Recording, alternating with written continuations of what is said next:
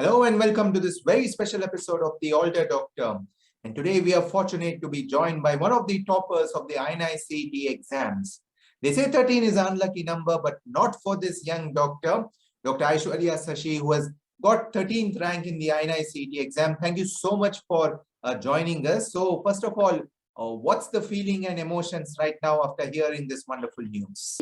I know it's a cliche, but I was feeling a lot of mixture of emotions. I think on top of them were relief and gratitude more than anything else. And yeah, of course, I checked the result multiple times. Even today, I checked once actually because I was like, shit, if it goes wrong now, I'm quite screwed. Well, the feeling after such outstanding results is sometimes it is too good to be true. Yes, now before we move forward to the actual preparation strategy for INI-CET, I think it's important we set the context as to how you were as an MBBS student. Now, you were the literary secretary of the Student Executive Committee at St. John's Medical College. You were also in charge of driving the activities of the Literary Club, the Philosophical Society, conducting Innovate, the Medical Fest, along with Autumn one of the oldest cultural festivals of medical colleges in South India. And you were into a lot of extracurricular activities and even research. And it's how was your journey as a medical student during your MBBS days, considering you are not one of those typical bookwormish students, if I might add? So when I started my MBBS, I decided that, I would use this time to really discover myself in addition to my academics. So through 11th and 12th, obviously, you're kind of more focused on your books. And once you start college, especially like undergraduation, you really feel the need to do something different and not just study all the time. So in my first 2 years, throughout, actually, I was involved in most of literary activities in St. John's. And I think St. John's gave me a good platform for it also. So in my third year, I was a literary secretary. And actually, that post taught me a lot, not just about the literary aspect of it, but also, organizational aspects and really putting together a fest. And all of that was a really nice thing for me. And apart from that, I also took part in things that I wasn't very comfortable with because I was like, why not just put myself out there? So I even tried my hand at athletics. I used to try running the long distance marathons and those kind of things. And I've also learned classical music since a young age. Till my third year of MBBS, I was being trained in classical music. And I also represented Johns in a few TT tournaments. So I felt those things also really enrich my college life. And maybe those are the things that I'll remember even more than some of the academics and all of that. That shows indeed a very multifaceted personality. And I think that's something all the viewers who are watching this must realize, that to be a topper in these entrance exams, yes, there needs to be some amount of focus from MBBS days. That's something we will touch upon later. But do not sacrifice the joy of being a student in a medical college. And like you rightly said, use this as a process to discover yourself, discover your hobbies, and discover your interest in the medical field or otherwise.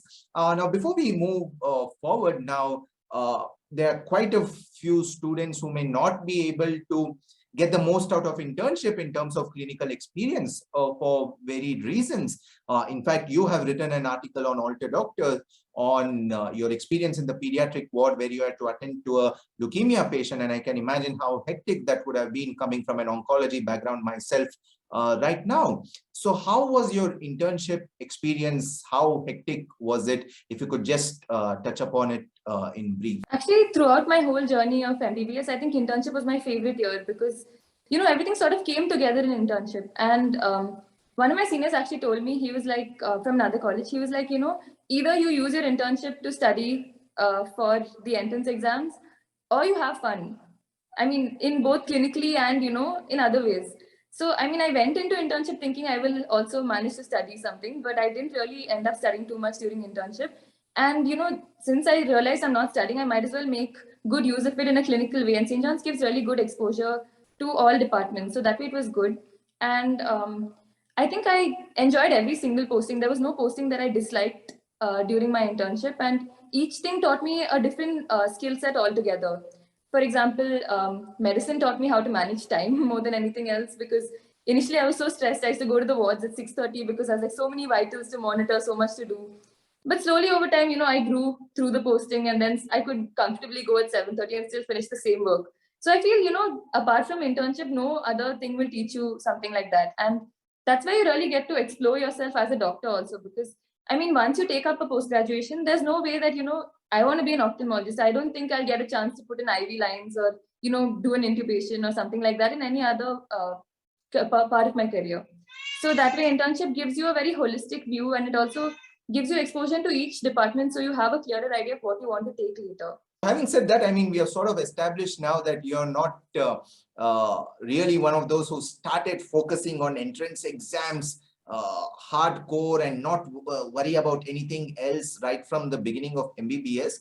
When did your preparations sort of start off for entrance exams, in the sense that you sort of decided, okay, let me start attending some entrance exam coaching just to get a feel of what it is? So that I started my third year, and I felt third year was a good time because I felt I could balance all my committee activities as well as academics, clinics, and this was just a weekend batch. So I thought, I could take out that time because I mean, many people had told me the importance of starting early and to at least have a definite set of notes with you. So I attended the Bhatia classes during my third year and final year, and it was just the weekend. So I attended most of the classes, and it was okay. It was like the classes were really good, and I gained a lot from listening to them. But the mistake I did was that I didn't really go back to the notes I made that time. So I feel, notes are something you have to keep in touch with. And I didn't do that during my UG days. But I also don't really regret it because I spent that time reading standard textbooks. I didn't compromise with my textbooks, and I didn't, solve too many MCQs that time. If you can do both, it's good, but you should not only do solving of MCQs during a UG period, because that's the only time you'll actually get to read those big textbooks. And those are the places where you build your concepts. So very important point coming out.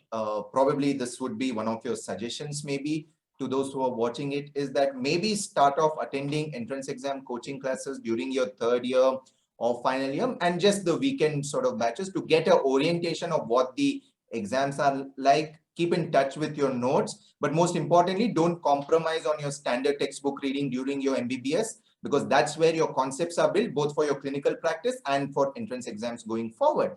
So if you could tell me that you took the NEET exam after April, I mean, so to speak, what was your approximate rank at that point of time in your first attempt post-internship?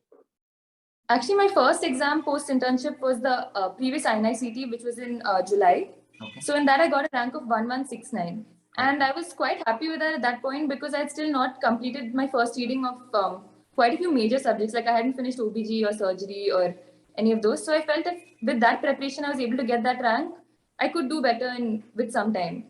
And then NEET was 2 months afterwards in September. And I got a rank of 1586. And then 2 months later was the INICT. So okay, fine. So just to give a perspective here, how much of help did notes play a role in for you to do reasonably well in your first attempt at NEET and INICT? Actually, before my first INICT, I didn't pay much attention to notes, and that was a mistake I made because I had been advised to buy a lot of guidebooks. So I bought a lot of guidebooks, and thing is, those books are excellent. Like the content in them is really good, but they're very vast. And once you start reading them, you definitely can't revise them. So that way, I would say I kind of wasted time in the beginning doing those books. And it hit me later that, I couldn't possibly complete and remember everything I read. So it was probably after INICT that I started reading my notes properly. Before that, I had done notes only in small subjects, and I had done notes at the end as an afterthought, more than a primary source.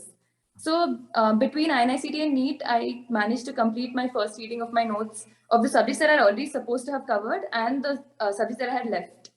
So that way I had I finished 3 readings of my notes before this INICT. Okay, so the one question that everyone would ask the toppers, so to speak, is, oh, when do you start preparation? How many hours per day? And what books to read? So if you could sort of systematically, like how you have been beautifully explaining so far, systematically explain the answers to these 3 questions. So if I have to start from the very beginning, I can tell you what I didn't do and what I would advise to be done. So in your third and final year, I would advise that when you're reading your subjects from your standard textbooks, you can also, give a reading to your notes. You won't lose anything, and that might help you build your concepts further at that time. So don't lock away your notes once you make them, use them. And so that would be my advice for third year and final year. And during your internship, if you can at least finish a few major subjects, that would be really good. If you can balance it out with your work and schedule it in such a way that when you're having hectic postings, you do lighter subjects, and when you have lighter postings, you do hectic subjects. So that would be good to do. And since my preparation began post internship, I can advise for that with what I had done.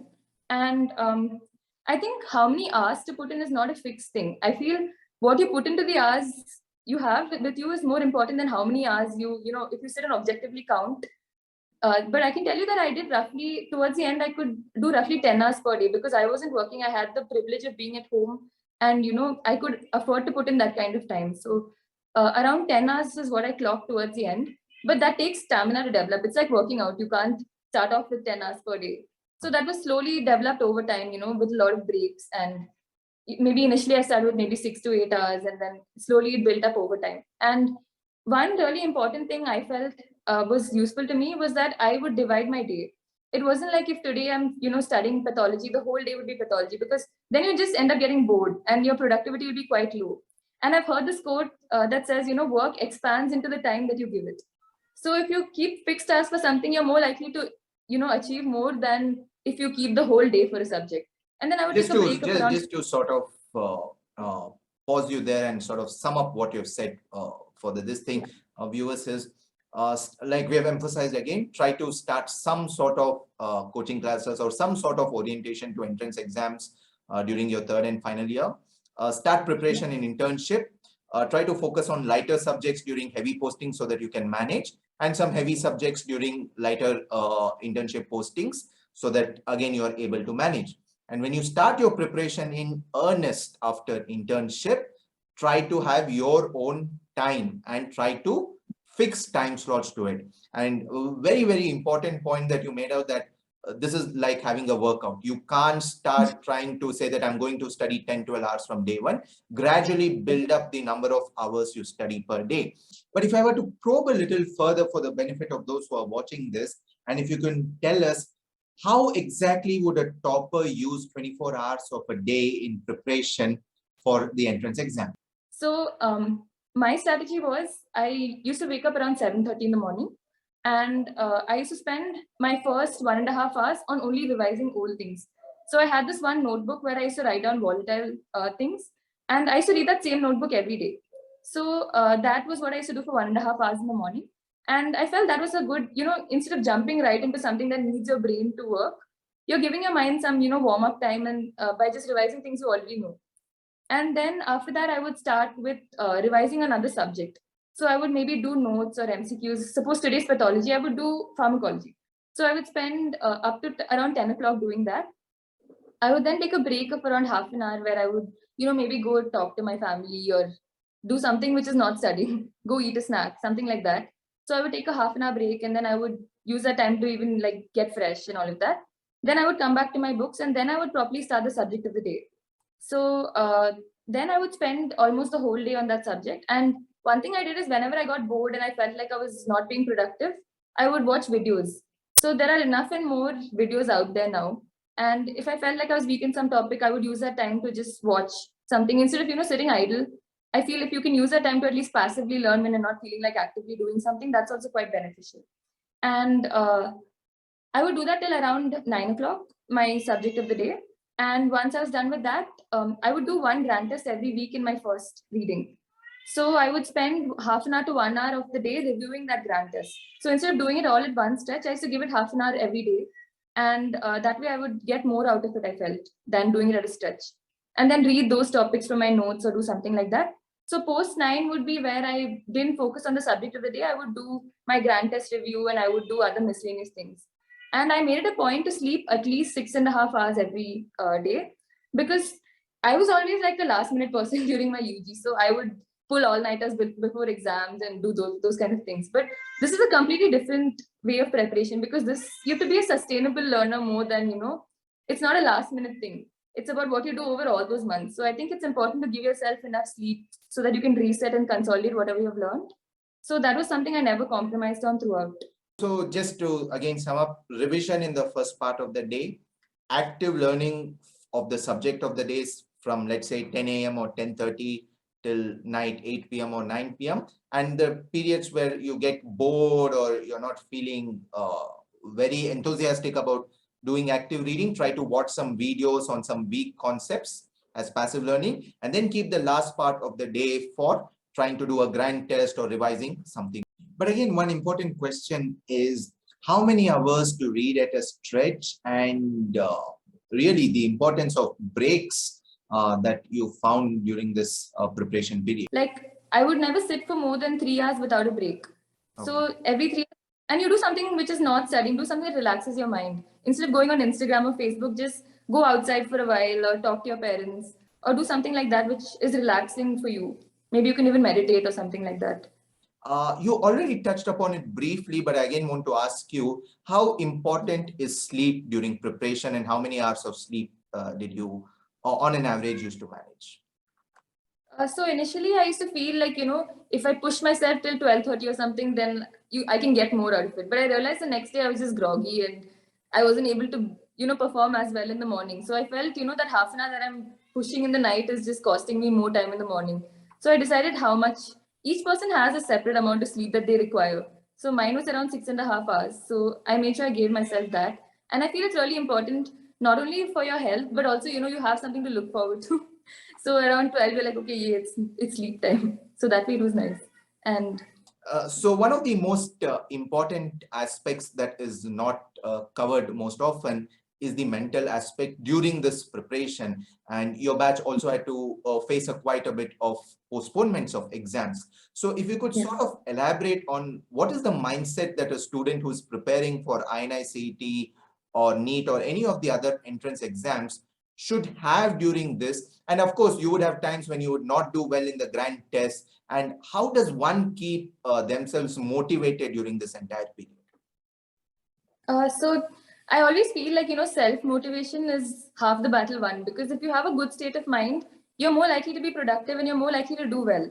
So throughout the whole thing, one thing that helped me is, I write a lot. So I use that also to help me here.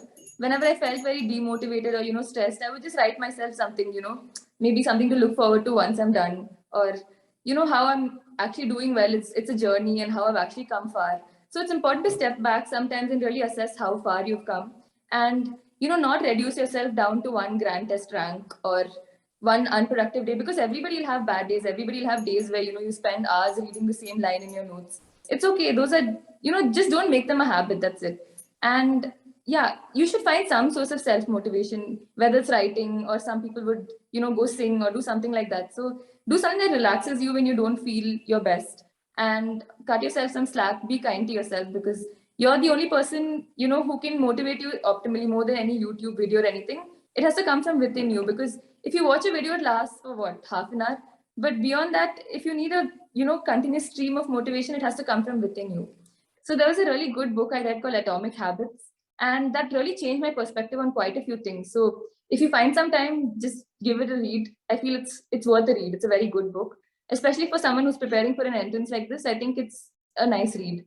So that's something I recommend to do. So again, very practical points. Try to step back and try to give yourself motivation by looking at how much you have read so far, how you were at baseline and how improved you're now. Try to indulge in some creative hobbies or any hobbies for that matter to keep your mind relaxed when you're feeling demotivated. And at the end of the day, like you said, the motivation has to come from within for the long run. So just looking at the mental aspect a little more in detail, many times, even when we have prepared for entrance exam, it's very overwhelming to think, how am I going to cover 19 subjects? So how did you deal with sort of setting targets? Did you have a target per week, per month, or per day? How did you go about it? So I planned broadly, first of all. I think it's important to have a broad plan. So my broad plan was that I wanted to finish my first reading by August. And that was fine because I had joined a test and discussion series from DAMS, and they gave me a good schedule to follow. So that way, I was set with respect to a schedule. I didn't have to sit and make it myself. So I knew by the end of August, I would finish my first reading. And then I plan to do 2 revisions at least before INICT. And then that is my broad plan. Then within that, I planned, how many days I'm going to allot to each subject and how much of the subject I want to cover per day. So I used to have like a small book where I used to make checklists every day. And I used to write, if I have to do a test today or if I have to do something. And, ticking off things also gives you that satisfaction. So you know exactly what your day is going to look like. And even if you don't have, specific times for specific things, it's good to have a broad layout of what your day is going to be like. So you know you're going to cover everything you plan to. So we are sort of coming to the end of this interview, and most people would want to know as to what to do in that last 1 month before the exams. All the nervousness, all the jitteriness, what should I read, what shouldn't I read, how much time to allocate. So what was your strategy going into the last month? I think of all the last months, it was this last month before the INICT that I really felt I made use of it well. So I'll talk about the last month before this INICT. And one thing I realized that I didn't do enough last time were past year papers. So the last month is kind of where you have to do previous year papers. And I advise doing at least 6 to 7 years papers. I did from 2015 onwards. And not just do them once, you have to do them at least 2 times. So the thing is, you should never get a repeat question wrong. If you get a repeat question wrong, it's like, doing a crime to yourself because you're just putting all your efforts in preparation in vain. So in the last month, you should focus on commonly asked things and previous year questions and commonly asked topics. And you shouldn't do anything rare or any fact that, you feel is kind of obscure and not important. You should just ditch it because it's a waste of space at that point. And I think what you read in the last month is what really stays with you during the exam. So you should really think about what you're putting in and be very, very frugal with how much information you're taking in at that point. And you can watch a lot of videos because during the last month, there'll be that jitteriness and that little anxiety about, how it's going to go.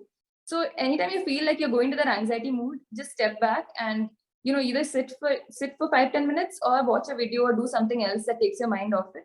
And revisions are very important throughout the last month. So look for every excuse to come back to your notes, every grand test, everything.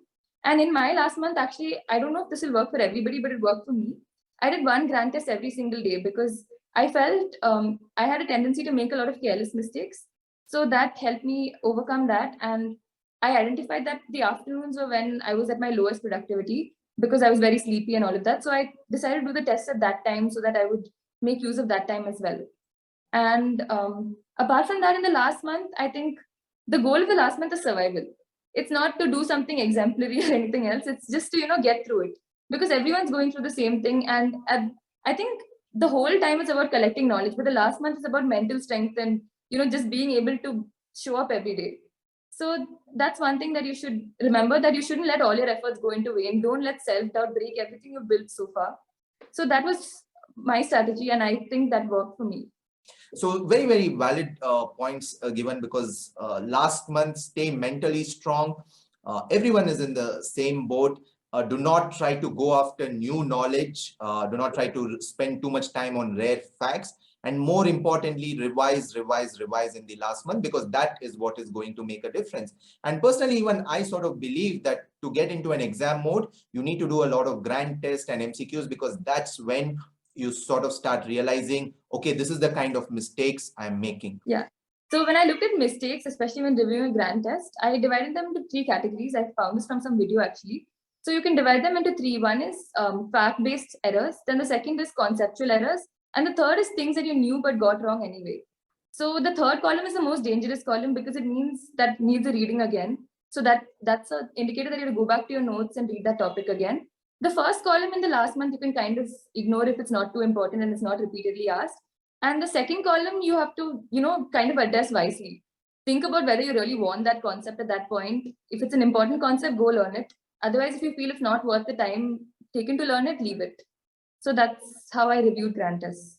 And like you said, dividing these into 3 kind of mistakes and trying to analyze them will only come if you keep doing more and more grand tests and really put yourself into a simulation mode. I would in fact go a step further and say, do the grand test at the same time that the main exam is scheduled so that even your biorhythm is sort of adjusted to being in an exam sort of environment, and try to simulate it as much as possible.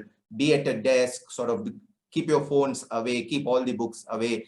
That's something that I used to do to sort of simulate being in the exam environment much before. So the last question is, what happens on the exam day, and how much sleep before exam time? What must you eat on the day of the exam? These are the sort of questions that keep going through any candidate's mind, so to speak. Okay, so I'll start from the morning of the day before the exam. First of all, stay calm throughout the day. And I used to do a thing where I used to collect images, because now the exams are becoming more image based. So finally I compiled a PDF which had around 276 images. It's important to not make it go beyond 300, because then you can't look through them. So within those images, I annotated them and written what facts I was likely to forget. So I made sure to go through that entire PDF once.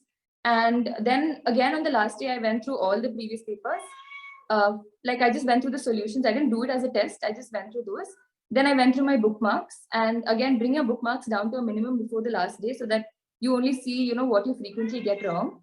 And then don't read any subject textbook per se on the last day. Maybe you can read the notes of minor subjects like forensic or anesthesia. Those things I felt I needed to keep reading to remember. So those kind of things, whatever your volatile subjects are, you can go through a last minute thing that you've made. So you have to prepare a lot for the last day. You have to gather resources and keep them ready for your last day. And yeah, eat your meals on time, do everything as you would on any other day. Don't take it as, a do or die kind of day, because that just adds to your anxiety. And again, I slept, we had to leave quite early because my center was quite far away. So I went to bed around 11 o'clock because I knew I had to get up at 5:30 or something the next morning. And yeah, stay calm. And on your way there, if you want to read something, only then read something. If you feel like, you do better with some mental quiet, then that's also acceptable, because anyway, whatever you read is not going to come. It's just for your satisfaction. So I told you about the book that I'd made, which I used to write all my revision points. So that was the only book that went with me for every exam. So I would read that in the car and see how much of it I could get through. Not really for any knowledge, just to make myself comfortable that I'm doing something. And then once you enter the hall, again, you get a good 1 hour, which you can either use to breed anxiety or you can use to just chill. And I would obviously advise the latter.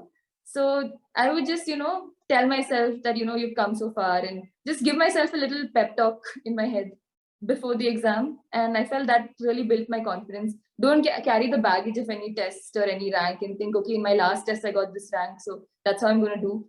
Nothing, just it's a fresh slate. Just sit there quietly and, think about everything you've gone through and everything else. And it's important to just keep your mind quiet, because only then you can get your maximal focus once it starts. Now the big one, the questions have started coming. What's the strategy to answer the questions? And do you sort of answer the questions you don't know? How do you answer questions you do not know? So to conclude this wonderful interview, how do we go about answering the questions? I wouldn't go from last to first. I wouldn't advise that. I think you should just go in the order that the questions are in, because otherwise you just get confused by the end. So I used to go from the beginning, and if I found the question a little doubtful, the thing is, there's a dicey option called mark for review, and they don't count those. So I would not advise anybody to mark anything for review. Instead, just write down the question number on a piece of paper. Like you get a piece of paper for working out questions. So I used to just write the question number on that. So I knew I wanted to go back to it. And my timing was not an issue because I had done enough tests. So I knew that I didn't really have to watch the clock. If people have an issue with watching the clock, then kind of set aside how many questions you want to do per hour. And you have to set it aside in such a way that you have at least 20 minutes at the end for revision. So I didn't really pay too much attention to time. I just went with it. And if I found any question that I'm going to leave it, I used to write it on the paper that I had, and I used to circle it. Or if it's just a question that I want to come back to, I would just write it down. And that way I kind of went through the whole paper. And it's important to do one question at a time. Don't think about the question you left 3 questions ago. Don't think about anything else. Just focus on the question at hand. And if it's a really easy question, make sure you pay double the attention to it, because you're more likely to make a careless mistake if it's an easy question. And instead of choosing one option, rule out all the other options. Look at every option and think about why it can't be the answer, because then you're less likely to make a careless mistake. So don't jump to the answer just because you saw it. Tell yourself why it can't be any of the other answers. And I feel when you look at a question, when you look at it first, one answer jumps out at you. Keep that aside, because I mean, it's a gut feeling, it sometimes works. But also read the question, look through it, and then weigh out why it can't be that option and why it should be that option. So kind of do that exercise with every single question. Don't be lax or, chilled out in any part of the exam. Keep your focus on throughout, and you should ideally get a good 20 minutes to revise, during which first thing you do is look at the questions you didn't attempt. So for an exam like INICET, I believe an aggressive attempt is what you need to do. I attempted 198 out of 200 questions. And even in NEET, actually, I attempted 198 questions and that's another thing you have to figure out from your grand tests. You should do one grand test, in a more aggressive way and one in a more defensive way. I found that my percentages were much lower when I played defensive. So I went aggressive and I attempted 198. And your strategy should be that if you can rule out two options, you have to attempt that question. There's no choice, because you're bringing it down to 50% chance of getting it right. So make sure you attempt those kind of questions. And I would go one step further to say, even if you can rule out one option, still attempt the question. You should only leave questions where, one option is to leave questions that, nobody else will get right. Like questions from journals or questions from those kind of things, which AIIMS is famous for. And the other type of question you leave is when you have no idea about any of the four options and you feel completely blank. So those are the kind of questions you can leave. And don't change too many questions ka answers, because you're more likely to get it wrong when you overthink even simple questions, especially when it comes to, one-liners and all that. Either you know it or you don't. So don't come back and change your answer. If it's a clinical vignette or those kind of things, then you can actually think about what are the differentials, and that has a scope to be changed.